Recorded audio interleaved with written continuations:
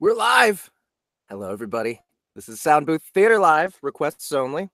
And we have three awesome requests for you today. First of all, joining us are Mr. J.S. Grulke. Grulke? Yep, you got it. Yep. And, oh, sorry. I am hogging the spotlight here. Say hi one more time. Hello. There he is. And we also have, I'm sorry, Jessica. I forget your last name, Jessica. Hicks. I got the easy one. Jessica Hicks is here, and as you can see, she is one of the members of the Blue Man group now. So really cool. Thanks for taking time out of your rehearsal to drop in with us. Anytime. So you guys both have requests. I don't know who. Let's see. Maybe we should start with Jessica first, because she's got the Royal Road one that she's still working on. Right. And so tell us a little bit about your request. Well, it's gamelit, but it's more in rather than RPG, like a lot of the stories tend to be. I went with more of a survival, so it's definitely in the vein of like Ark or The Forest rather than MMOs. Ark. Oh, okay, yeah. Awesome. I don't know if that's being investigated so much in the lit RPG genre. I mean, it seems like such a huge trend. I've heard Tamer's pretty close. I haven't actually seen any that really hit on the tropes quite as much as I'm trying to. I've seen a couple builders. I've seen some crafting, but I haven't really seen like the whole thrown into the wild aspect so much. Yeah, so let's go take a look at your cover real quick. I'm gonna do a screen share. And here's your cover. And now are you planning on publishing soon? To Amazon? Soon, TM. I am about a third to halfway done, and then editing process, but publishing is a goal. Cool. Now, everybody, remember that all the requests that get read on this show, I leave a link in the description below. So, you can find Fresh Blood's Royal Road Legends link down there if you want to check it out after this reading. Now, I think you sent in a sample for us to read. If not, we can just read from the Royal page. I'm pretty sure you did. I sent an email. Yeah. Okay. Why? How come I only have one email here? Let me look.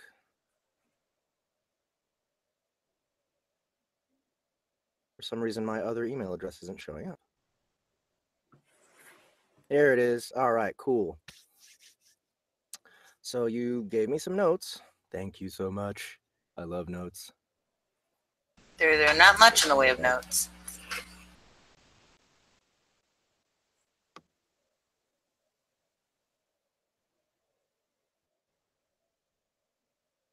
I have a new device that I'm reading off of instead of the stupid iPad and the stupid Kindle. So things theoretically should be going a little bit faster. Android seems to have less barriers to actually using the damn thing. Okay, so let's see. We have 6 different characters. Liz Noir. Just one. Those are just pronunciations at the top. Those are just this is just a way. Yeah. These are just a few things. Anything that looked weird, or you can just go for it. I don't really. I write. I don't read, or at least it's not out loud. All right. So Liz Noir, Vorpalade, Daviron. Daverin? Oh, Deverin. Okay, Daverin. Okay, Daverin. Arav.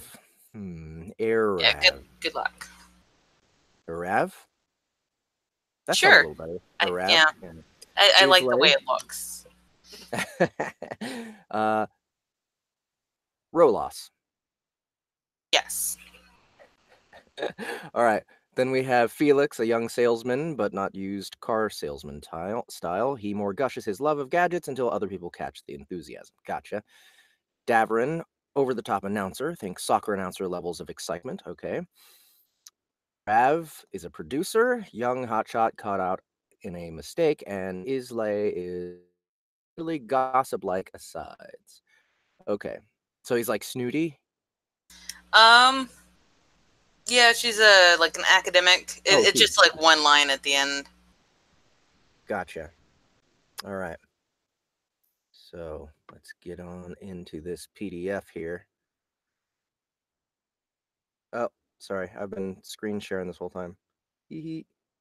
Ah! All right, I'm back. Okay. And as you guys all can see, I cleaned up for you. There's a party last night. Like that's the way I get motivated to clean my house is I invite people over to hang out. And so, yeah, that's done. Now I need like real decorations instead of just like that Canada Dry box and the gummy bears. Like I need some kind of banner down there at the bottom of the bar.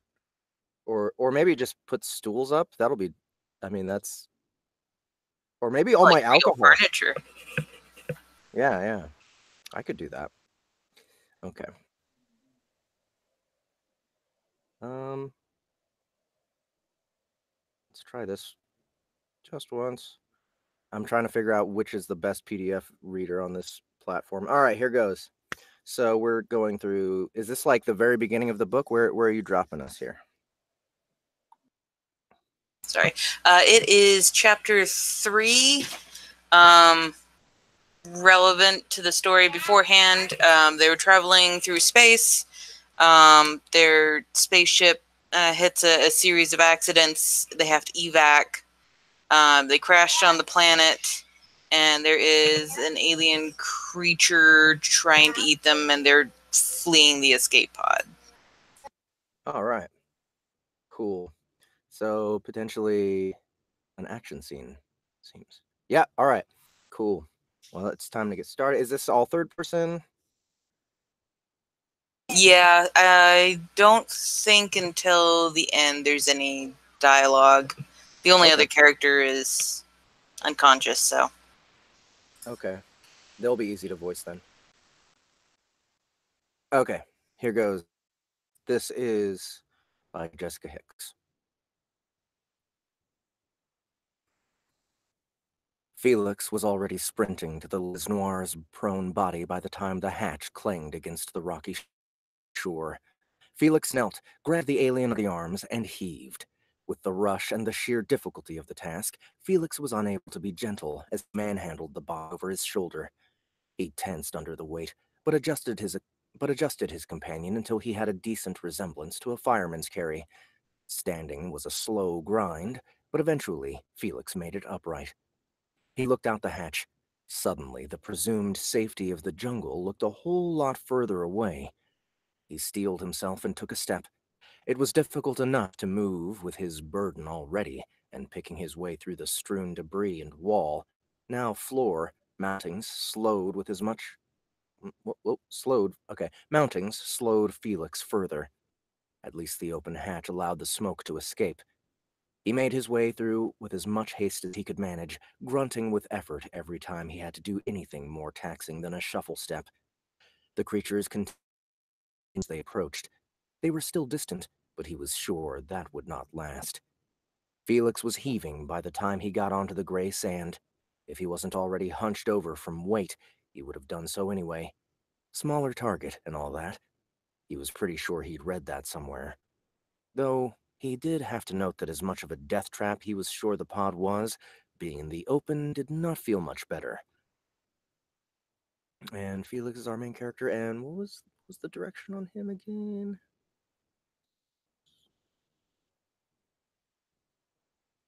Young salesman. Okay, so he's the kind of enthusiastic guy.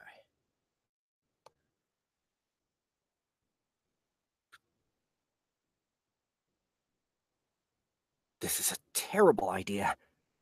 This was, he thought again, a terrible idea. What? Okay. He made it halfway across the beach before his knees buckled and gave out.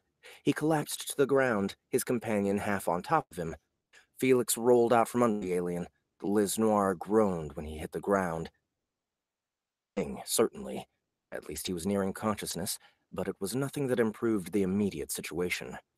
Felix scrabbled to his feet. He was exhausted. He still had way too far left to go, and somehow he had to find a hiding place, distract those lizards, and ideally do all of that without getting eaten in the process. Carrying the Liz Noir wasn't an option. Even if Felix could somehow get the Liz Noir to recover in time, which was, frankly, questionable at best, he would be in no shape for anything else. Felix would have to drag him. He felt a tinge of guilt as he eyed the rocky coast. The stones weren't particularly sharp, but it wasn't going to feel good either. Felix mentally kicked himself. In his sample boxes, he had Waywatch's new line of collapsing. In his sample boxes, he had Waywatch's new line of collapsible gurney. Great for on-site first aid. He should have grabbed that instead of the useless atmospheric sensor. He could have looked for a gurney while he was still in the relative safety of the pod. Even a large blanket would help, but Felix didn't know if there was where one might be now. He wasn't comfortable leaving his fellow survivor alone in the open for a maybe. He was wasting time he didn't have. Again, he was not cut out for this action stuff, but nothing for it. Felix knelt and propped the alien's torso against his leg. He reached under the arms and hugged tight. He grasped his opposing wrists in hopes of better grip. Felix stood once more. For once, the height disparity worked in Felix's favor. The Liz Noir's tall trunk made it easier for Felix to keep somewhat upright while dragging. He looked over his shoulder and slowly walked backwards. It wasn't easy. He stumbled more than once over unseen rocks, and his companion was still not light, even with most of his weight on the ground. It was, however, doable. That was key. By the time the shade from the trees hit his face, Felix thought he saw movement down the beach. This was going to be close. As they crossed deeper into the underbrush, Felix quickly noticed yet another problem. While the beach had been rocky and, Felix was sure, did not feel pleasant in the ground, it was free of major obstructions and snags. The same could not be said of the underbrush. Red-brown roots burst out of the sandy soil and back in again. One caught Felix's heel as he walked back. He dropped the Liz Noir and stumbled back. He reached up and caught himself on one of the dark vines that draped between the trees. It seemed the easy part, and that was using the phrase extremely generously, was at an end. Felix could certainly drag his companion further, even with the small hurdles. It would be even slower than before, however, and he didn't know how much time he had. It was as easy to hear within the confines of the foliage. It may be better to stash his companion already and try and lure away any pursuit. He could always just leave the alien. That would be easier, and most likely safer, in the short run at least. After seeing those creatures, Felix wasn't too optimistic about the chances of both of them together, let alone him on his lonesome. It was a practical and rational consideration that led his choice. It had nothing to do with the thought of leaving the only living person on this planet to be eaten by wild animals, twisting his stomach. Let me try that one more time. It had nothing to do with the thought. It had nothing to do with the thought of leaving the only living person he knew of. It had nothing to do with the thought of leaving the only living person he knew of on this planet to be eaten by wild animals, twisting his stomach into knots. Not a bit. Briefly, Felix pondered using the vines somehow to keep on the move together. He quickly dismissed it. The vine had just held the majority of his weight without give. He doubted he'd get it down with some sort of a knife, and questioned his ability to do anything useful with it, even if he could get it loose.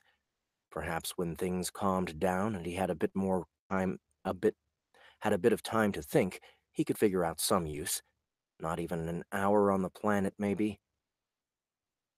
Not even an hour on the planet. Maybe. How long had he been out? And he already missed his gadgets. If he had a Vorp, if he had a Vorpa, if he had a Vorpalade 3000, those vines would be down right for snack. And distracted again. He was going to get himself killed. Felix took a good look at the immediate area. He was out of sight of the beach now, not so much because he had traveled particularly far, but because the foliage grew so thick. Tall trees with dark, rough bark and laden with large, white fruit predominated the landscape. Their red and green leaves created an almost complete canopy with only a few rays of light hitting the ground. Dark green, almost black vines hung between the trees.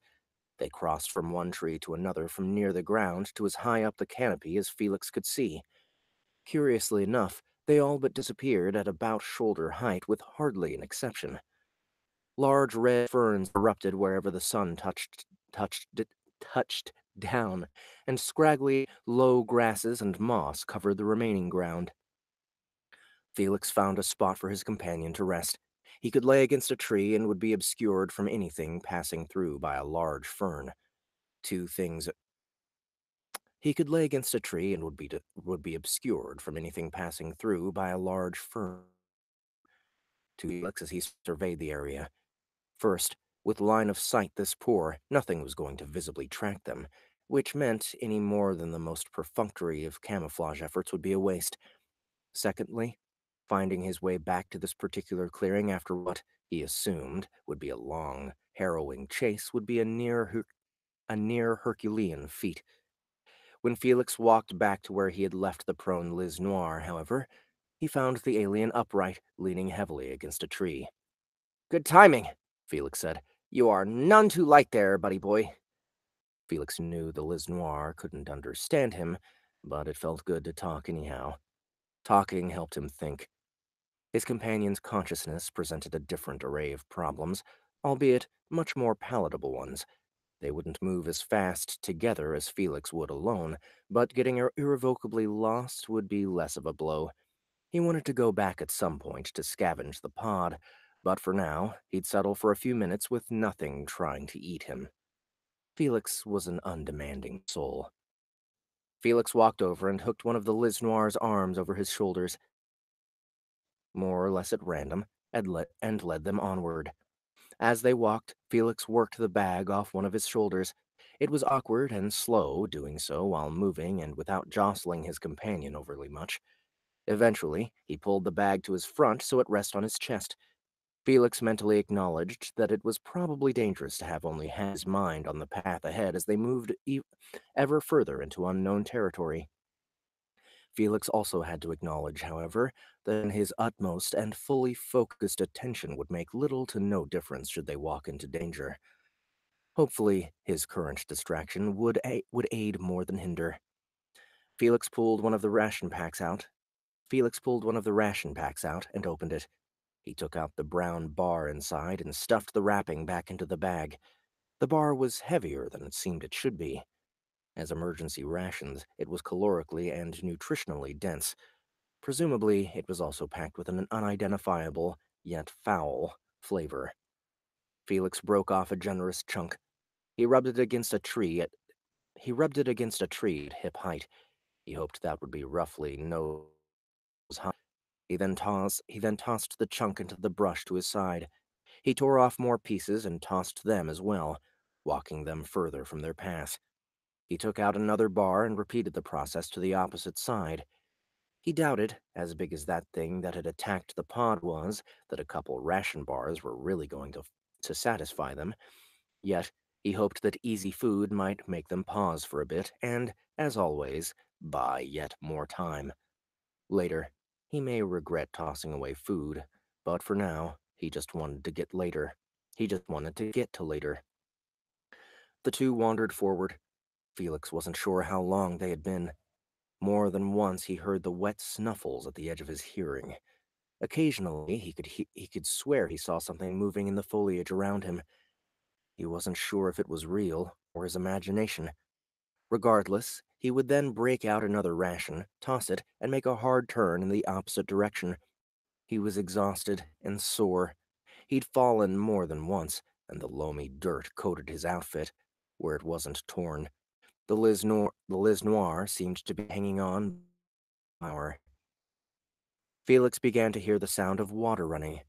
He wasn't sure if he should be heading towards it or away in terms of immediate survival, but he figured if he lived, knowing where a source of water was would not be a bad thing. They broke into a small clearing with a river running through. The bank was muddy, and from what Felix could see, the ground fell off sharply once underwater. Felix imagined it would still not be too difficult to get water out, but falling in was probably not the best idea. No way to tell how fast the current was running underneath.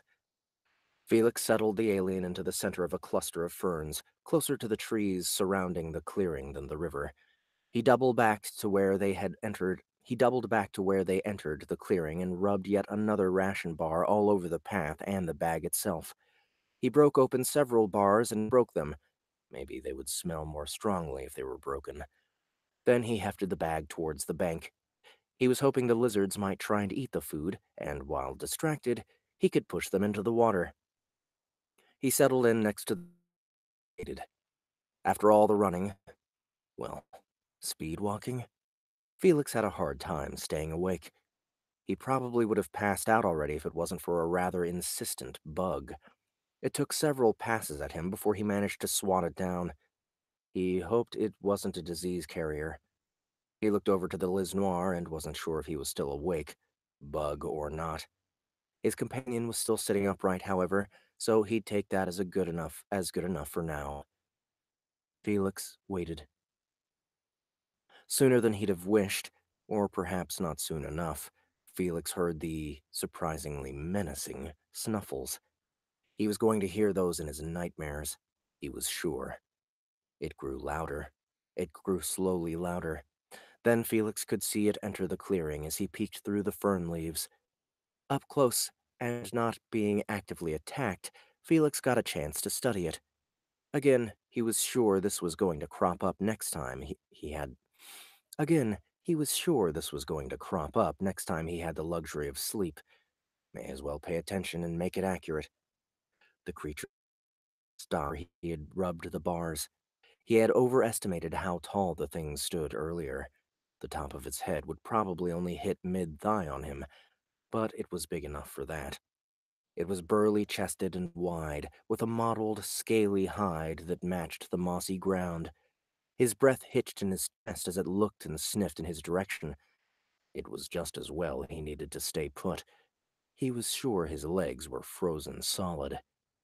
And then the creature put its head back down and continued to sniff. It slowly plodded towards the bag by the bank. A bar had fallen out when Felix had thrown it, and the creature grabbed it with its long tongue and drug it into its mouth. It meandered over to the bag and stuck its head inside. Felix took a deep breath. Okay, he was going to run over and push the thing into the water. It was low to the ground, so he would have to be too. He could shoulder check it. He'd seen athletes do that before playing sports. It can't be that hard, right? Just run fast and lead with your shoulder. Felix parted the fern and crept out into the open. He circled around so that the creature was directly between himself and the water. Once he was in position, he took note of the terrain. He had already tripped several times today, but tripping now might well be fatal.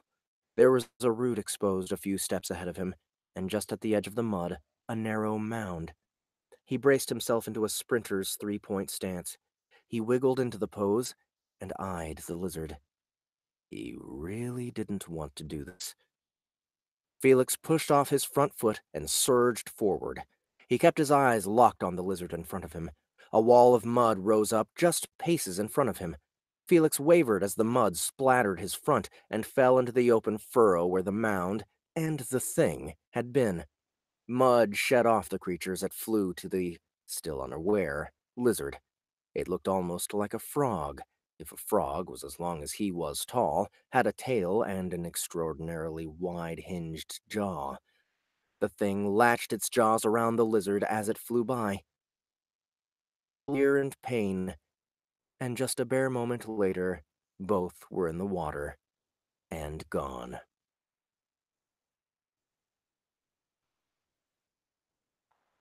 Okay, and what was the direction for Davron again? I think ESPN announcer. Oh, that's right. And there we have it, ladies and gentlemen, the first look at our new arrivals. The large blue face filled the screen once more. I'm Davron, your ever-present and always exuberant host here on GBK. Joining me are Arav, producer extraordinaire, and Islay, a xenobiologist from Rebus University. The camera panned out to show two more of the bald blue aliens. They smiled wide smiles. First off, said Davron, Arav, what was with that camera that went down? I've been watching as long as I can remember, but I don't recall the last time I saw one get swatted down like that. Can you comment on what happened, and why it was so close to begin with? Arav looked a bit sheepish. So Islay is the woman. Arav is. Rav's What is the Arav producer. again? Okay. Well, it has been quite a while since we've had to manually control the cameras, what with the implant tracking and all. We had some of the newer techs trying their hand, and one got a bit careless. Thankfully, we had the other nearby, so we didn't lose too much coverage. Davron grinned. Practice makes perfect. And Islay, what can you tell us about these new survivors? Islay turned to the camera, and then her direction was what again? Academic, and she's got like a kind of a gossipy side. Gotcha. In this segment, we saw a human. That would be the more active one we saw doing most of the labor, and viewers are most certainly quite familiar with them. All the major tribes seem to have at least a few of them. The other is a species we haven't seen before. It seemed to be quite large, so perhaps it will be well suited for the role of a raider or hunter.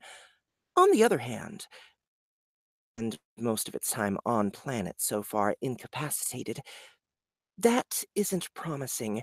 We'll have more details to follow, after implantation, of course. But of course, said Davron. And now we return to the action heating up on the western forests. But first, a quick word from our sponsor. Are you suffering from unsightly cranial hair? Try Rolos today and be silky smooth tomorrow. All right, so that is Fresh Blood. That was kind of an intense scene. So lots of escaping, lots of trap setting, right? I liked the idea. I liked the lizard getting eaten before he had to topple over the cliff with it. I'm sure he would have. I'm just gonna shoulder check this thing. I'll be fine. I'll just bounce right off it. Felix, I wanted to make a character that was not clumsy and he's not stupid. He's just not suited for anything he comes across. And it's fabulous. I'm sure something terrible would have happened if it didn't get eaten first. You know, I much prefer that kind of protagonist over an OP protagonist. I quickly lose interest in OP protagonists.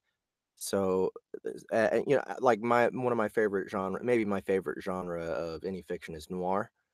And one of the main rules of the noir genre is that your main character has to get his ass beat every single time. Like, Part of the reason why Dresden has that noir feel. Right. So, yes, thank you so much for requesting this one, Jessica. Is there anything else you want to say about your book? Lots of running away, lots of survival, lots of crafting. If you're interested, read it. Thank you. Thank you so much. And the description The link to that title, Fresh Blood by Jessica Hicks, is in the description below. All right. So thanks again, Jessica. So glad you came by. Now let's talk to JS Grulke. Thanks again Sounds for good. coming, man. Yep. No, thanks for having me. All right, so let's screen share. Wait a minute. Let me go make sure it's ready yet. Ready first, I mean. Here it is. All right. We'll do a screen share now. Okay. Quest accepted. XP unlocked. Book 1. I like this cover a lot. Thanks. Now, what's going on with this village up here? Is this sprites? No, so that is actually an elf village in the distance. Oh, okay. Gotcha. Characters Auden there on the cover. She comes across that. That's the first kind of major city she comes across. Okay, and what else can you tell us about your book? So this is my first ever attempt at a book. It took me about a year to get this thing written and released. And so it's just it basically follows Auden and Evan, who are brother and sister, and they end up inside the game or inside a new unreleased game world. It's still in development, a couple months away from being released to the public. They enter this game and they are split on different ends of this world and pretty much go on quests and have to kind of work their way to find each other and work their way out. So that's kind of it in a nutshell without giving away too many spoilers. So. All right. So let's see. You sent a. Did you send notes here? Info, yes. Yes. Let's take a look here. All right.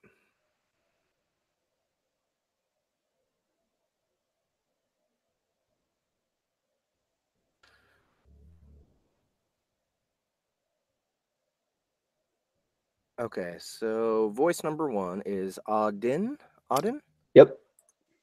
All right, and is female in her late teens, very hesitant to trust anyone or anything, is a little snarky but ultimately kind.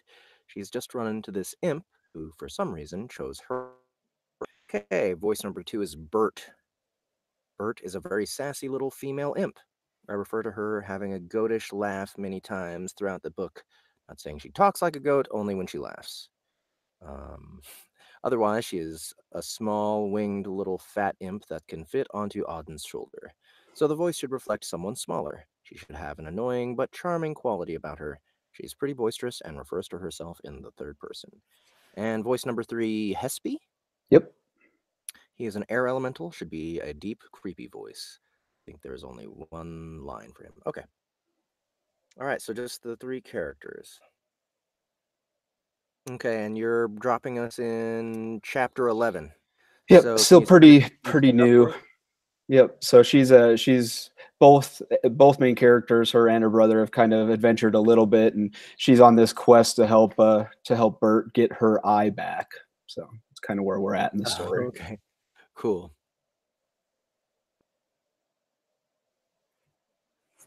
All right, here goes. We are doing XP Unlocked by J.S. Grulke, starting on 11.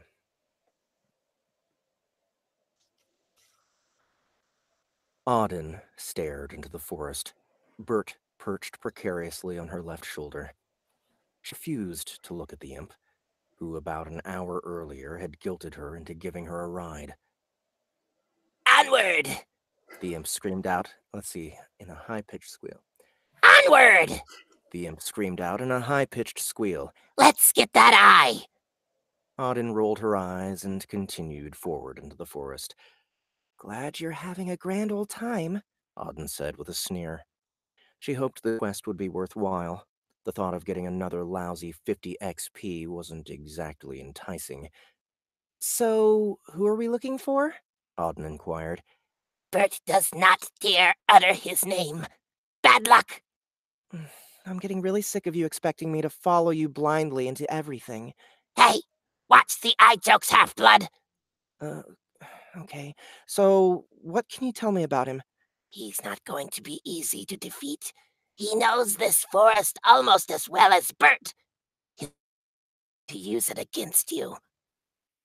That is actually helpful. Thanks, Auden replied, surprised that the imp had given her any info of value. The two continued deeper into the woods. Auden took extra precautions to move silently. A notification appeared. Congratulations, you have learned a new skill. Silent speed. Silent movement speed increased by 2%. Movement noise reduced by 2%. You have earned 100 XP. Auden smiled as she closed the notification. She immediately noticed her steps moved a bit faster, and she didn't have to tread as lightly to remain quiet. She weaved through the thick grove of trees, avoiding as many fallen branches as she could. The further she traveled, the tree trunks darkened until they were nearly blood-tinged, which, with much of the undergrowth either dead or dying. The ambient sounds that had surrounded them as they entered the forest had faded. After a few minutes, all sounds, other than what they made, had ceased. Surrounded by crimson and violet trees, she was bathed in silence, except for the obnoxious, labored, and irregular breathing of the imp. Auden stopped at a small clearing. She could feel a presence, but couldn't see anything. Crouching, she moved to gain a better vantage point. It wants me to go there, she thought. What's this thing up to? Hey, Jeff, you're still screen sharing there. Oh, shit. Thank you for reminding me. Sorry, guys. There we go.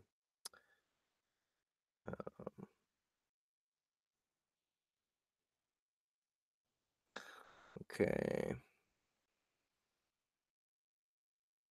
Bert pointed her stubby finger in the air and started gesturing with some poor imitations of military signals. Auden scowled and shushed Bert, motioning for her to put her finger down. Bert looked down disapprovingly, but complied. Auden moved to her right, sensing she was about to be attacked. A cold wind swept its way through the surrounding trees. The rustling through the trees was deafening. The wind whipped fiercely, nearly knocking Bert off Auden's shoulder. The imp gripped onto Auden's hair for good measure, pulling it harder than she needed to. The wind formed a large circle of sticks and rocks, creating a perimeter around Bert and Auden. The debris pushed them toward the opening. Auden couldn't see beyond the circle. She channeled her essence in preparation for whatever was about to happen. Auden felt helpless as she was pushed further. The wind died. She tried to return to the safety of the trees, but an invisible barrier held her inside the clearing. Everything was silent. Even the imp held her breath. The wind picked back up, dragging branches, dirt, and rocks with it. A rough outline of a two-legged being was formed by the debris, standing twice as tall as Auden. There was no fleshy body to be seen. The entire creature was made up of swirling air and debris. Clumps of dirt, rocks, leaves, and sticks swirled tightly to maintain its form. It stood 3 times taller than Auden, with 2 intense glows fixed on her. Auden stole a moment to inspect the creature. Hespe, Level 3, Air Elemental. Leader. HP, 60 out of 60. MP, 60 out of 60. Auden relaxed once she saw it was only a level 3 creature, although its massive size still scared the crap out of her. She figured if she could take on a level 2 and 3 at the same time by herself, that she could handle Mr. Tornado here. She had been channeling her essence to the point where it felt as if her hands were about to explode. Deciding to strike first, she released a charged orb toward Hespe. It landed with a crack. Streaks of energy spread throughout the elemental's limbs. Nothing happened. She quickly charged another orb and released it before it reached full strength. Again, nothing. The elemental had fully formed, its face taking shape. first distorted and then solidifying into a humanoid shape. A harsh whisper emanated from its rapidly swirling mouth. "You cannot hurt. Give up now. Your soul is mine." A huge rush of wind came from behind Hespe, lifting Auden and the imp into the air, slamming them into the invisible barrier. The force of the impact knocked the wind from Auden. She panicked as she was unable to immediately catch her breath. Rolling to her back, she checked her health. Only 10 points of damage. That's okay. She still had over 3/4 of her health. Struggling to get back to her feet, her breath returned slowly. Calming herself, she tried her orb again, but it landed without effect. She continued releasing orbs until she was out of MP, hoping one would damage him eventually. "Bert, what can I do? How am I supposed to beat this thing?" she asked, an edge of panic to her voice. The imp had recovered and flew higher out of the reach of the elemental. Why, you ask Bert? Bert is just going to enjoy the show. "What? You ungrateful little turd!" Auden dismissed the imp and removed the dagger from her belt. "Well, if my essence isn't going to work, I guess I'll have to do this the old-fashioned way." Reaching out, grasped the dagger. She rushed to the elemental, barely completing a slash before the elemental spun, forming a new gust of air and slamming her into the invisible wall again. She had now lost more than half of her health, and Bert was laughing. "Did you set me up, you little beast?" Auden hurled, accusingly. No, no. The imp replied while laughing uncontrollably. It's just really fun to watch you fly around like a big stupid bird. I'll deal with you later, runt." Auden peeled herself off the ground, and a quick look at the creature's health bar. She saw the dagger had succeeded. 2 whole points, to be exact, as Hespe was now down to 58 out of 60 HP. Auden let out a deep breath. She was going to start throwing rocks in a few seconds if she couldn't figure anything else out. Before she could even think about grabbing a rock, she was slammed viciously into the wall. She only had 5 HP left. "Ouch," Auden said quietly. Rising, she spat out the pool of blood that had gathered in her mouth from a cut on her bottom lip. She took a look at the elemental again and saw something glowing from deep within the creature's chest. It had been hidden until now, but she guessed that any damage she was going to be able to do was going to have to come from that area. She worked to Hespe's left, trying to avoid any additional wind blasts. The elemental furiously hurled attacks at Auden, but she continued to circle, dodging them. With the dagger firmly in one hand, she looked up at the imp. Bert was busy scurrying around, dodging any residual damage from the elemental's attacks. As Auden completed a few revolutions of Hespe, she spotted something new. A small, misshapen eyeball. It was making its way through Hespe's body, adding to the other debris flying recklessly in its self-produced form. Hespe let out another throaty whisper. "You will die, and you will fail."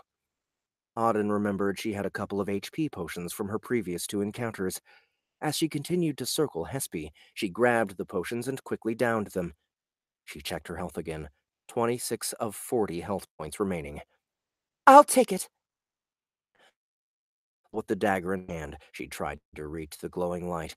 The dagger slashed through the debris, catching on a rock on its way down, forcing her to recoil. It managed another 4 damage, 54 of 60 remaining. The brief moment she took to review the creature's health proved too long. Another gust of wind lifted her up in the air. When she had risen around 20 feet, the wind disappeared. Auden came flying down, hard, a small red 17 raised in her periphery. Down to less than a quarter health and out of health potions, she was not going to be able to keep this up for much longer. Readjusting the dagger, she tried to summon her essence. She watched as the dagger began to fill with her crackling blue force essence, to her surprised delight. As Auden focused intently, the essence crept its way up through the blade of the dagger, filling it with pulsing energy. Circling behind Hespe, Auden waited for the elemental to unleash another gust of wind. She readied herself to avoid it. As the elemental wound up, she took advantage of her opportunity. She rushed forward and struck through its back, plunging through its glowing heart. She ripped up as she pulled the dagger free. The elemental dissolved, debris shooting in a thousand directions. The orb of energy laid on the ground about 6 feet away from her. Before she could reach the glowing purple orb, the wind swirled once more, whipping rocks and sticks around as the elemental worked to regain its shape. Hespe reassembled as the wind moved with increased fury. Auden rolled backward onto her feet, pausing for a second to smile. If her old crusty gymnastics teacher could see... If her old crusty... Okay, this is not really her thought. If her old crusty gymnastics teacher could see her now, she thought. Beat to hell, bleeding, and feeling pain throughout her body, this was more fun than she had had in years. She had finally done some substantial damage. After the shot through the back, the elemental's HP had been reduced to 25 out of 60. She had to survive a while longer. Had to summon its scattered materials. Auden noticed something small and oddly shaped rolling awkwardly toward the elemental. The eye. Hespe had released it after her last attack. The elemental swung around violently in search of the eye, spotting it at the same time as Auden. Auden was closer, and dove for it. Enraged, the elemental unleashed blast after blast of wind filled with stones. Stones flew within inches of Auden's head. Rolling to her left to avoid the wind, she bashed her arm on a rock. The eye was still within reach. With the dagger gripped in her outstretched hand, she hit the eye with the flat edge of the blade, sending it flying toward Bert. She spun onto her side and pushed herself into quick front roll and back onto her feet. The eye rolled right up to Bert's stubby feet. The imp wasted no time in gathering the eye, immediately pushing it back into her head with a sickening, squishy sound. Realizing that she must have hit her arm harder than she had thought, she only had 2 HP remaining. Excuse me. She channeled what little MP she had regained back into her dagger. She repeated her attack from earlier, this time rushing forward, jumping high into the air, and plunging the dagger squarely in the middle of the elemental's back. Auden expected the elemental to explode once again. It staggered, but didn't explode. She looked to Bert, who, with both eyes, had a renewed sense of vigor. Hespe was down to 5 HP. This could actually happen, she thought excitedly. Grasping her dagger tightly, she ripped it out of the air elemental. As it was removed, a force rushed through her body, ripping her breath away. Her lungs burned. The pain was unbearable. Then came darkness. All you are is dust in the wind. You have died. Auden stood motionless, shocked. You have got to be kidding me! She yelled into the air exasperatedly. Okay, so who is Carl? I didn't give you Carl. Carl is their uncle, so he's kind of a kind of hyper older guy, kind of excited.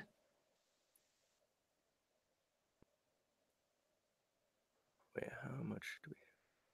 Okay. Let's see. Let me try... Phew! Again? What is going on in there?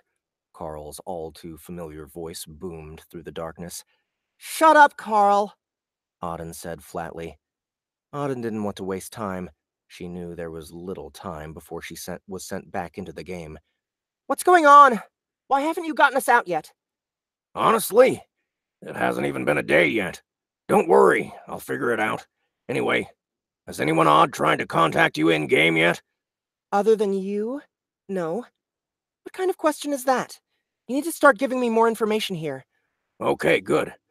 Just keep your eye out, as you and Evan may or may not be the only ones in there. Cross is pulling out all the stops. They really don't want you guys screwing up their plans. They are still through my network. They're good, but I'm better. For now. Attacks? What? How? The game hasn't been released yet. Are there others with access out there? Do they know we are in here? Who else is in here? Do they know where we are? Well, yes and no. I will try to give you more information as time allows. They're expecting you. Bert has cast Resurrect on you. Respawn in 5, 4, 3, 2, 1. Auden reappeared exactly where she had died. Bert floated right above her, holding Auden's eyes open with dirty sausage fingers. What did he mean, anyone odd? Is that supposed to be Bert? No, that was her. Yeah. The imp closed in and pushed her crooked nose to the tip of Auden's, blinking both her eyes. Yeah, good for you. You got your eye back, Auden said, dusting herself off. She nudged the imp out of her way as she bent down to inspect the fall. How'd you bring me back? Bert got eye back. Bert is more capable than you give Bert credit for. Bert can resurrect once a day. Shame to waste it on you, but what you gonna do? Anyway, Bert took care of him for you. Good thing Bert was here to save the day. You're welcome. Forcing herself not to scream or throttle the imp, she took a deep breath before replying. Yeah.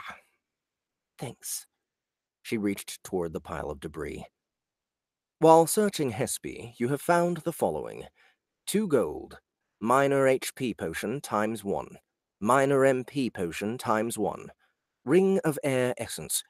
Plus 5% damage for air essence spells.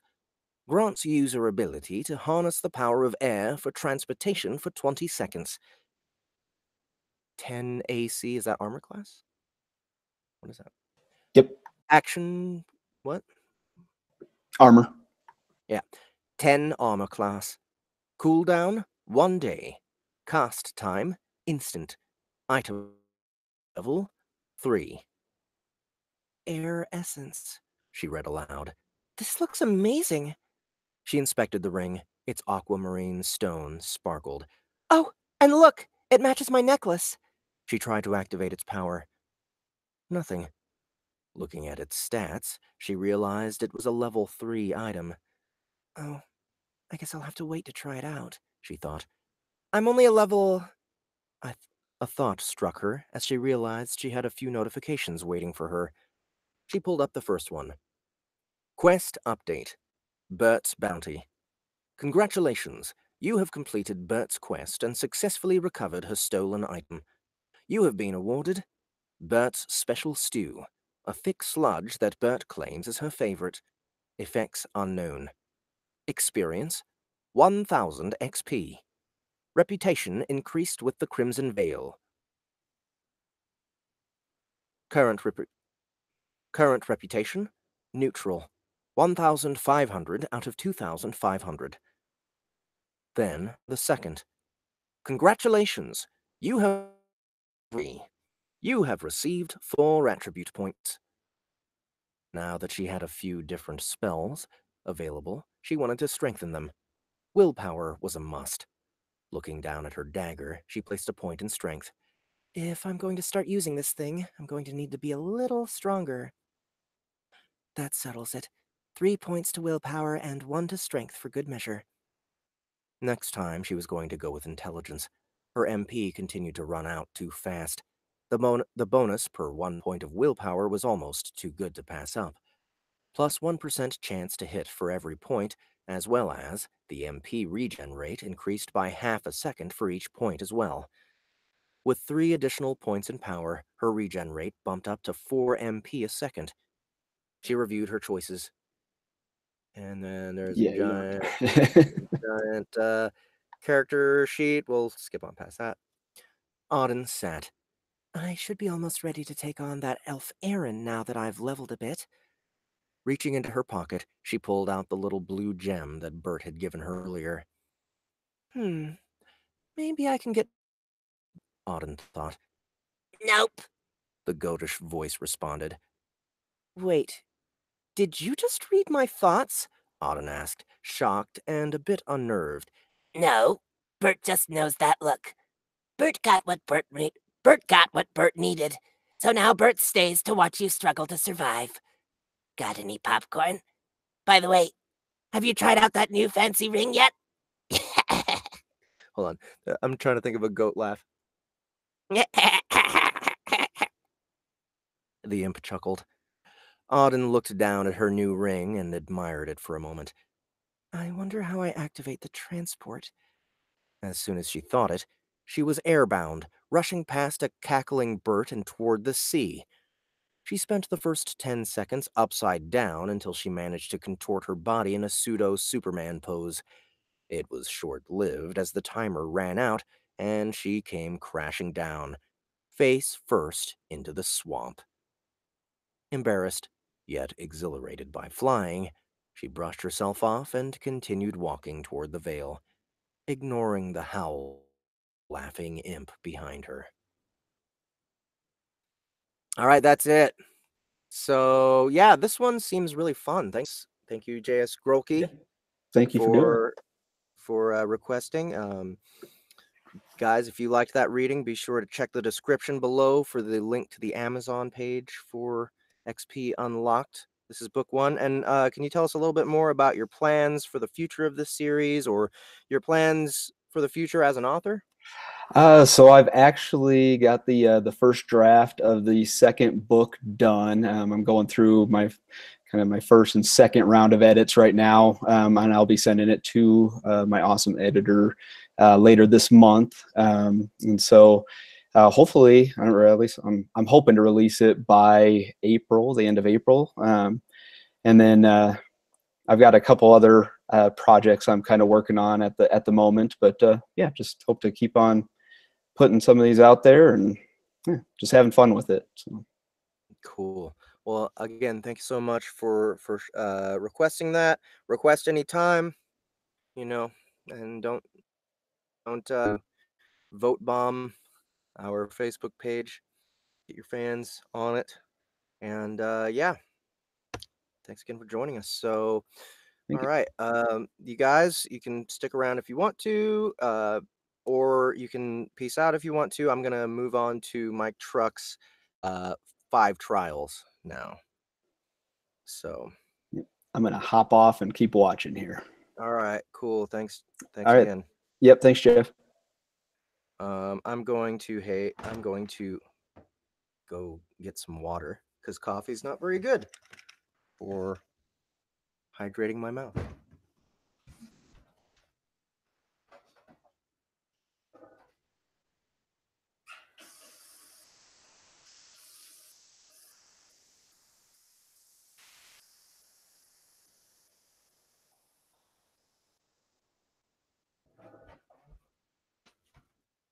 All right.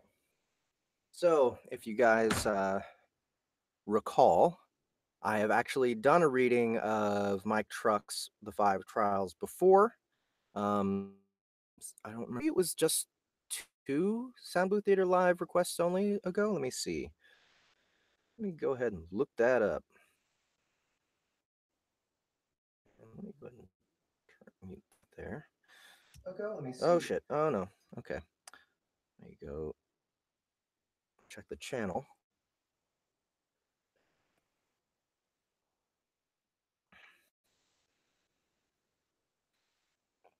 Okay. Here it is. Okay, so it was 1 month ago. And actually, I need to be reminded exactly what the main character's voice sounded like. I'm pretty sure I did some voice that was not the same as my own. Okay, let's see. Truck. Unfortunately, Mike Truck could not join us today because he is partying with his grandma, who turned 99 years old today. So I think they're probably like, I don't know, skydiving or something really cool like that. You know, that's what I would do. Fine. I was not invited to this party, which kind of bums me out a little bit, but next year is going to be even bigger. No biggie. This is 5 trials. Let's They're hear it. waiting for me at Penn Station. Don't worry. The bus was almost upon us, looming large like my own personal manifestation of doom. No, I said, my voice strangled. All right, all Don't. right. I get it.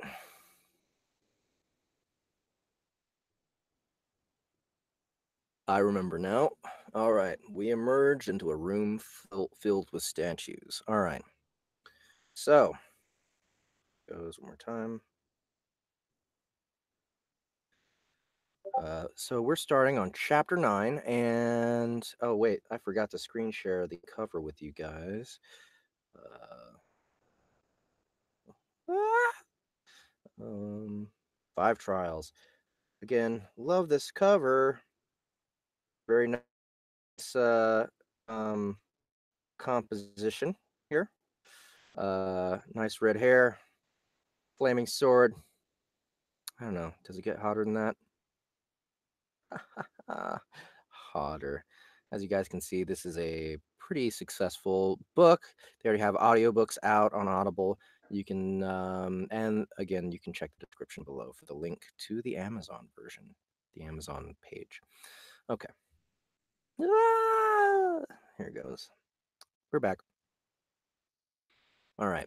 So let's look at this narrator interview. Synopsis.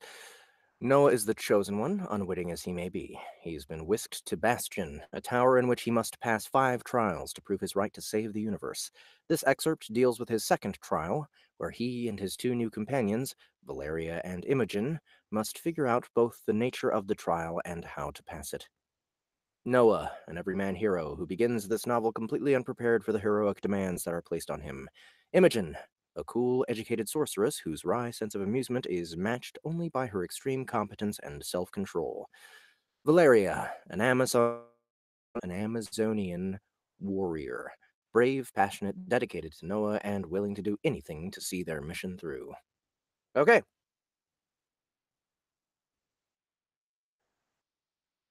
We emerged into a room filled with statues. The space was large, perhaps the size of half a football field. The floor made of interlocking tessellated flagstones, and the ceiling lost in the darkness above. Everything was made of a dull, lead-like substance, and the lighting was poor, originating from weak lanterns suspended from long iron chains that creaked eerily, though I felt no breeze. Valeria immediately fell into a combat crouch, and I did the same, though I didn't know which direction to face. The door was gone, I realized, and we stood roughly in the center of the room. Imogen simply adjusted her glasses and peered around, displaying no tension whatsoever. The statues were creepy as fuck. It was hard to tell if they were life-sized, however, because they depicted creatures and monsters I'd never seen before. The closest to me was of some massive and with hulking shoulders, but where its head should have been was an explosion of tentacles. Its arms also split into tentacles, and more poured down grotesquely from between its legs. There had to be scores of them arrayed throughout the massive room, all of them sculpted from the same leaden substance, all of them different. I realized I was breathing in sharp, short hitches, and immediately focused myself on slowing my breath down. Beyond the ogre was a slender, abnormally tall man of sorts, its face devoid of features, its arms reaching down almost to its shins. A weird jellyfish thing was held aloft by only its longest tentacle, which brushed the floor and took all of its massive weight. To one side was a mass of snakes, all coiled into a snarling mass of coils. Beyond that, a child with a hollow head, its face completely gone. Everywhere I looked, I saw manifestations of horror. It was like a rogue's gallery of monstrosities, direction spaced evenly apart, and none of them moved. Statues, I whispered. Right? Valeria's only answer was to grip the haft of her axe blade all the tighter, causing the leather binding to protest. Let's take a look, said Imogen, voice as quiet as my own, but even so it seemed startlingly loud in the silence. She crouched and pressed her palm to the ground, whispering beneath her breath as she did so. A moment later, I felt a soft, concussive wave of force pass through me. It was the weirdest sensation, more like feeling deep bass in your chest than a wind or pressure against my skin. There we go, said Imogen. No doors or rooms beyond these walls, at least that I can detect. This room is the entirety of the trial. And the statues? Hissed Valeria. Inanimate, but magical. Right now, they're solid metal, but I can't say for sure. There's some dark magic at play here. I can almost recognize it, but not through geomancy. I turned slowly, searching for any sign of movement in the gloom. Any sign of the exit door? None, said Imogen. No exits whatsoever.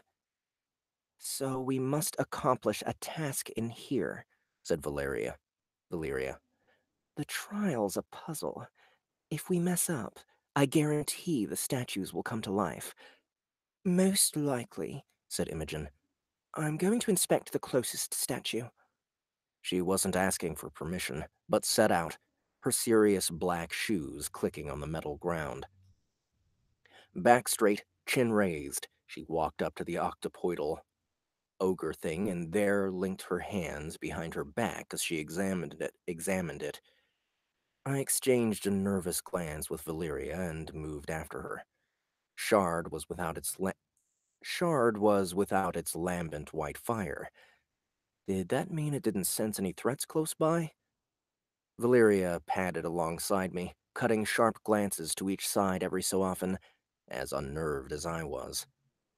Interesting, Imogen. See here at its feet. It's standing on some kind of rune. I followed her finger and saw thin lines swirling under the ogre's massive feet, carved as if by the finest of lasers. Can you make sense of it? This one appears to be a debased version of Tegimron. She said. The corrupted Clypoth of Tifereth. That's the one of inner beauty, right? I felt a moment of pride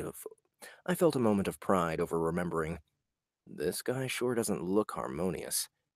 Correct, said Imogen, walking around the statue.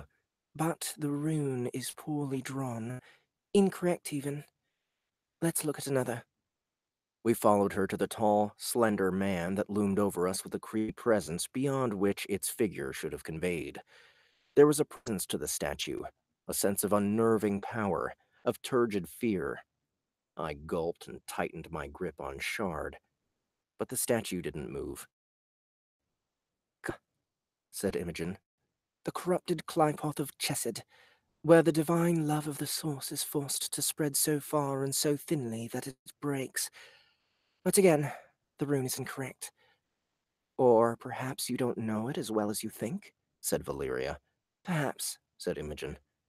Are we supposed to search each statue for the correct rune? I asked. Like a twisted treasure hunt of sorts?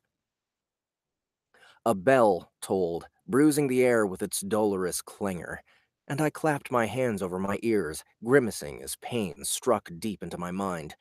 Squinting against the sound, I saw the ogre octopus thing suddenly shiver, crimson light flaring up from beneath to illuminate it starkly before fading away. The statue shivered once more, then it turned its tentacled head to consider us. Whatever the puzzle is, said Valeria, moving away from us to begin circling the monster, you'd best figure it out real fucking fast. I'll help her hold it off, I said, fear sluicing through me like dirty ice water through a storm drain. With white fire. Hurry! The ogre's skin color didn't change. Perhaps even its composition remained the same, but it moved now with the fluid ease of something alive. The tentacles reached in my direction, interweaving with fleshy hunger as it raised its arm. Before I could react, the tentacles that extended from its elbows burst forth, exploding toward me with terrible speed, and wrapped around my waist to lift me off the ground. Valeria shouted, but I couldn't place her. The pressure around my stomach was terrible, squeezing my innards to pulp as the tentacles retracted, bringing me toward the ogre's nest of head tentacles. I screamed and slashed at the arm before me with Shard, which cut through them in one sweep. I fell to the ground, dropping several yards to crash onto the metal floor, and there, sprawled out, gasping for breath and wrestling the remaining tentacles away from me. I heard Valeria let out a battle cry of some kind, then the ringing clang of metal striking metal. With a grunt, I tore the last of the heavy tentacles from around my waist, only to look up and see Valeria take a backhand across the cheek and be sent sprawling. I leaped to my feet, something deeply wrong with my innards, and ran forward, forgetting all tactics and wisdom in my desperate attempt to save her life. The ogre loomed over her, glinting darkly in the lantern light, the tentacles of its remaining arms pouring down to cover her body like a mass of snakes poured out of a basket. I screamed, something incoherent born from my terror, and the head tentacle swiveled around to regard me. It raised its truncated arm and new tentacles burst forth, regenerating with terrible speed to blast in my direction. I knew shit about swordplay, but even I could just swing a sword like a baseball bat.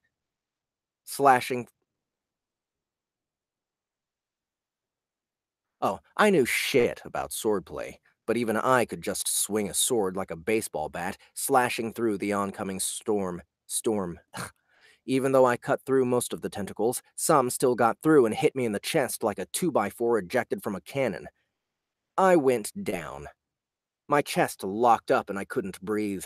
Black motes danced in my vision as I rolled onto my side, moving. I wanted to curl up into a ball, but that would mean death. Shaking, I swiped clumsily at the tentacles that sought to wrap around my legs.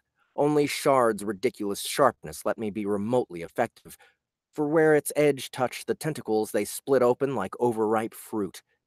I staggered forward, my chest frozen with pain, unable to breathe, unable to do anything but let out a panicked moan, and lurched toward the ogre with all the speed and coordination of a 90-year-old woman searching for her walker.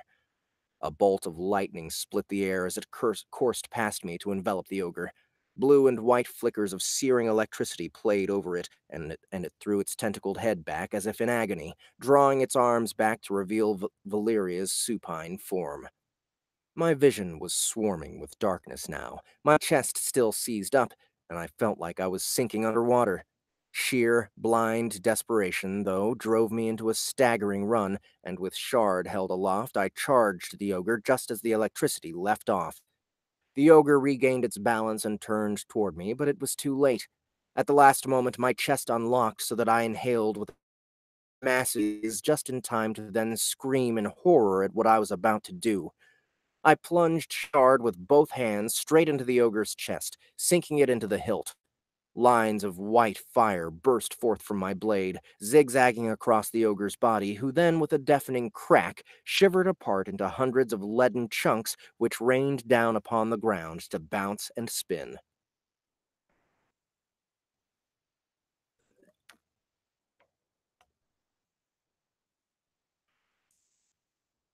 Am I having a stroke? What's going on? Is it the connection maybe?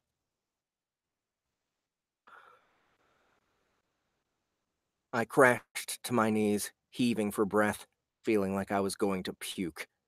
Not giving myself time to rest, I turned to where Valeria pushed herself up to her knees. "Valeria!" My gasp was almost unintelligible. She looked over to me, and I felt a jolt at the sight of her left eye. The sclera had turned completely red, giving her a demonic look, and half her face was shiny and red from the impact with the tentacle. That was going to turn into the mother of all bruises. "Good work!" she rasped, rising to her feet through sheer determination. She swayed and then straightened. "By the source, that hurt."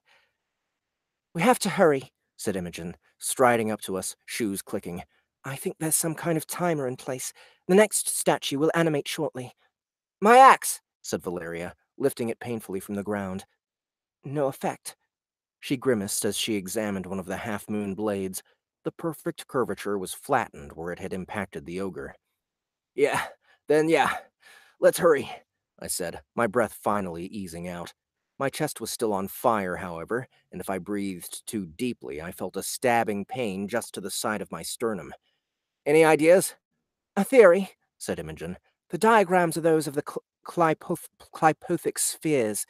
Those are arranged in a specific order on the Tree of Death, leading to Kether, the last remaining source sphere. I think we have to trace that path back, lead ourselves home, as it were, which means, first, we must find an accurate diagram of Lilith, a corrupted sphere, and where the path of the universe materializes into the physical. I know the rune for Malkuth, said Valeria, rubbing at the side of her head. The source version of Lilith. Is the rune similar? Reverse it, then cut 3 diagonal slashes down the upper left to lower right. Valeria nodded. I'll help you search.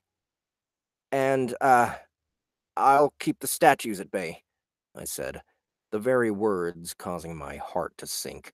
Thank you, said Imogen, considering me without mockery for the first time. Stay close to me. I can protect you best in this trial. I saw Valeria scowl, but she nodded and took off at a jog, slowing as she passed each statue to examine the ground beneath their feet. Imogen moved surprisingly quickly without breaking into a run. She only glanced at the runes beneath each statue's feet before moving. I stayed close, burning blade in hand, trying to decide which statue I'd like to have animate next. The rug is all bunched up and messing up my posture. They're good options. Here! Called Valeria. I found it! We hurried over. The symbol was carved out beneath a statue of a man in full plate armor, a massive knight clutching a headman's axe in both gauntlets. Severed heads hung from its belt, and a cloak of what looked like flayed human skin hung from its broad shoulders, crudely stitched together and with the dozens of flattened faces across its surface. Well done, said Imogen. She spread her hand wide and called out a harsh, grating word like nails going down a chalkboard that made me wince. The rune beneath the knight flared blue.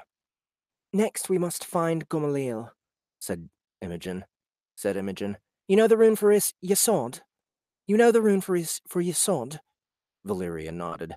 The side of her face was growing puffy now, her crimson eye squeezing shut. Again, reverse it, but this time remove the lower half and replace it with a series of interlocking circles split by ragged slashes. Understood? I think I saw one like that back there, said Valeria, and took off at a run. Imogen glanced that swayed above us, and just then the bell tolled, loud and painful. I winced, but forced myself to stay focused, turning in place till I saw the telltale flare of crimson light. Shit. It was illuminating the hollow-headed little girl. Not good. Hurry, I said, gripping Shard in both hands. I'll deal with her. Let her approach, said Imogen, her voice taut with tension. Stay close.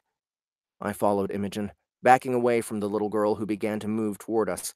She was creepy as fuck, wearing a leaden little uniform with thick braids hanging down over each shoulder. Her face was completely missing, however, and the inside of her skull had been scooped out, leaving an inner surface that was textured like the swirls of a peach pit. Stay away, I muttered, adjusting my grip on Shard. I could feel Valeria way off to the left, desperately running back toward us. Valeria! My shout echoed over the statues. Keep hunting! I'll deal with her! Was that a pulse of frustration I felt from her? Fine! I'll stay close, though. Stay close, though. Shout if you need help. I need help right now, I thought. Wait, where had the little girl gone? She'd been walking between the statues over there, but now... where? I was panting again, sweat running down my back, pain lancing through what had to be a broken rib, feeling like I wanted to puke. I turned in ever quicker circles, darting glances around in every direction. There, my heart nearly stopped when I saw the girl peeking out from behind a weird geometric column on spider legs. I've been laggy, huh? Oh, no wonder. Why? I'm on the wrong Wi-Fi, and it changed for no reason. I don't want to change it again. I checked my computer earlier today, and it was on my 5 gigahertz version, and now it just switched for no goddamn reason. About that, guys. I'm gonna have to check next time, like right before I start the broadcast. That's really annoying.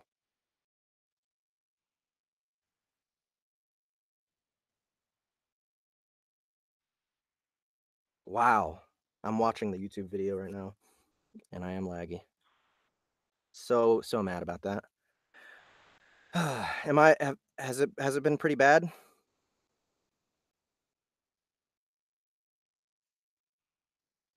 No, it's nothing that I need your help with, Ayano. It just changed the Wi-Fi for no reason.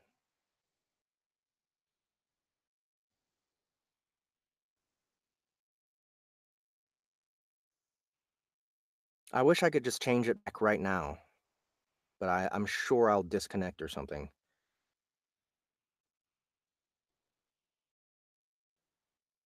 All right. Sorry about that, guys. Okay, let's see. Where was I?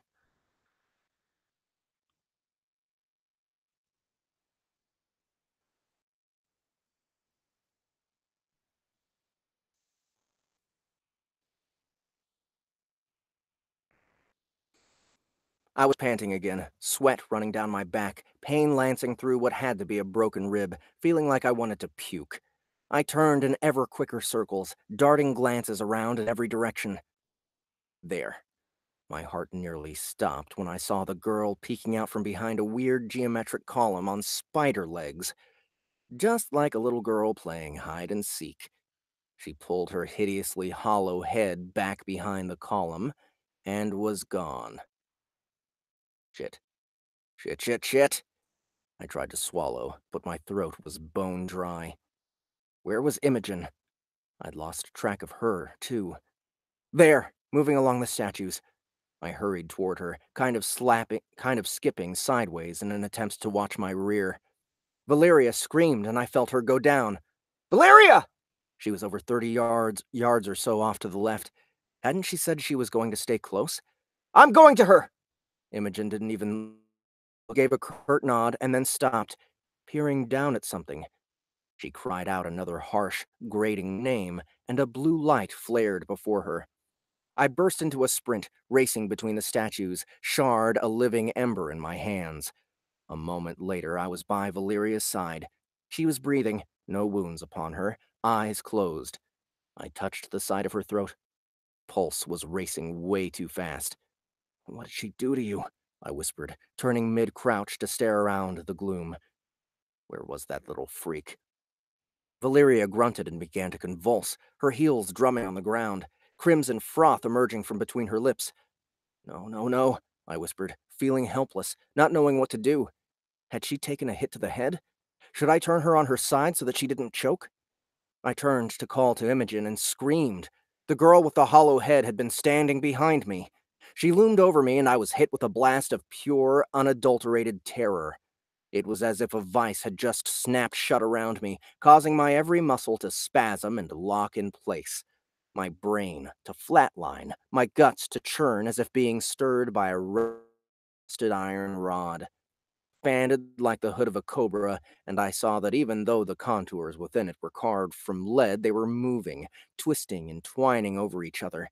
She lowered her head toward me, and I couldn't move, couldn't do more than whine as I felt hot piss run down the inside of my leg. Tell me you didn't piss yourself. Oh, tell me you didn't piss yourself, oh mighty savior. Brielle's voice, loud and mocking in the depths of my mind, and with it a surge of self-disgust and fury. I roared and stabbed shards straight up, spearing it into the girl's head and straight out the back. The girl clamped her hands to Shard's burning blade and then vibrated apart, shattering immediately into chunks and leaving only a fine, gray dust in the air. Valeria's convulsions stopped. Gasping, my mind blank with horror. Oops. I turned and scooped Valeria up in my arms. I rose to my feet and nearly fell, her axe hanging from a loop and smacking into my knee. God damn, she was heavy. Holding her to my chest, I hurried toward where I saw Imogen's flitting shape. My shoulders were burning, my arms about to give way by the time I reached her. Sweat was coursing down my face, and the stabbing pain in my chest had been joined by a stitch in my side. Was I this out of shape? I set Valeria down and knelt beside her, nearly retching. Imogen, talk to me. 5 down. How many to go? 5 more. I fought a groan that wanted to tear itself out of my core. The goblin test hadn't been fun, but it hadn't been terrifying like this. I knelt there, trying to control my breathing, wiping the sweat away and watching Imogen, waiting for the next toll of the bell. Help me up, rasped Valeria. Her eyes had opened and her face was pale but for the livid bruise. You stay the fuck down, I said. Hell no. She grimaced and rolled onto her side. I didn't stop. Back home. I won't stop. Now. It was damn impressive. I saw Valeria will herself to her knees. I clasped her arm and helped her stand, and she rose to sway beside me and then settle and stand firm. She grasped her axe. Damn thing's useless. I don't know why I did it. Instinct, maybe? The fucking source everyone was going on about guiding me? But I reached out with Shard and touched it to her axe, which immediately caught fire as if it had been doused in oil. Valeria's eyes lit up, and she gave a feral smile. Yes, now we're talking. 6, called out Imogen. She drifted far away from us, to the far other side of the huge room. Let's lead her away, I said. I don't like being split up. No, let's head her way, I said. I don't like being split up. Agreed, said Valeria. She took my arm and leaned on me as we hurried through the maze of statues. I didn't look at them now. Didn't want my imagination to run riot as we passed one horror after another. 7! Imogen's voice held a note of triumph. 3 more to go! I fucking hate hexen magic, rasped Valeria. Hate all of this. Me too, I said, fighting for breath. Was the room growing darker? I looked up and saw one of the lanterns flicker and then go out. A moment later, a second lamp darkened, and then a third. Terror seized me by the throat. They were turning the fucking lights out.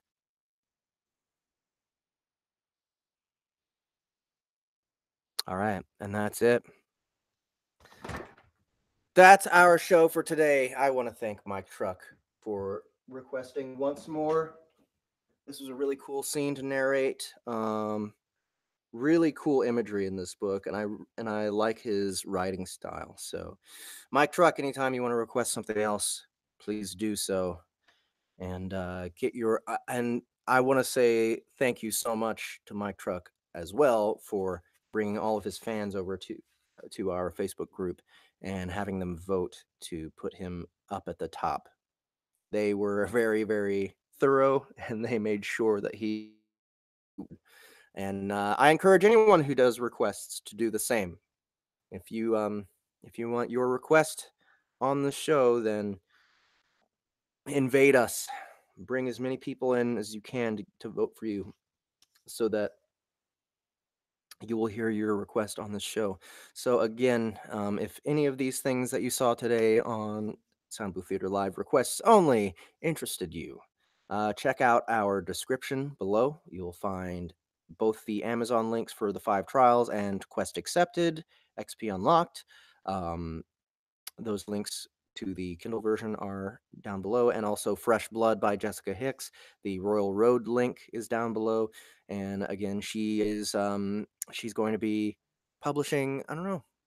Who knows how long it'll take her?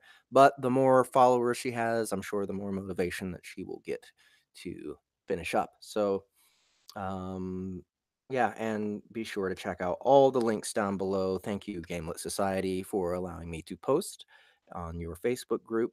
And lastly, thank you to Studio Bricks, who is our sponsor. If any of you guys are up and coming or aspiring narrators or voiceover artists, even if you're a pro right now and you're just looking for an upgrade to your booth, this right here is a Studio Bricks booth, and they're, in my opinion, the best booths on the market. They look the best, they're easy to put together, and they do an excellent job of keeping the horrible outside world out of your recordings. So go check out studiobricks.com, see what they can do for you as far as um, recording space. And of course, last thing, if you liked this video, please hit the thumbs up button. If you have never been to Sound Booth Theater Live before, go ahead and subscribe to our channel if you enjoyed this, and you will see more than 150 previous episodes, and we just keep going. We don't stop with the Sound Booth Theater Live. Um, this, I'm not sure. I'm aiming for Friday, but uh, we do want to have another celebration party stream. Um, so, I mean, mainly because I got this new booth, my whole setup is new. Annie's got my old booth, so she's set up at her place. So we'll be partying together on the stream, drinking, breaking in our booths, and yeah, we'll get as many people as we can in here. I bet Justin will join us. We're gonna try and get Charles Dean and Dave Wilmarth to both be in here. Hopefully Ramon Mejia. I'll invite all these guys. So if you want to come chill with me and a bunch of other big names in the lit RPG author community, keep an eye out. Make sure to subscribe, hit the bell so that you know when the actual party is going to get started. And that is it for our show for today. So thanks again so much for everybody who supports Sound Booth Theater, Sound Booth Theater Live, the YouTube channel, all the audiobooks that we produce. And that's it. So have a good one. See you again soon.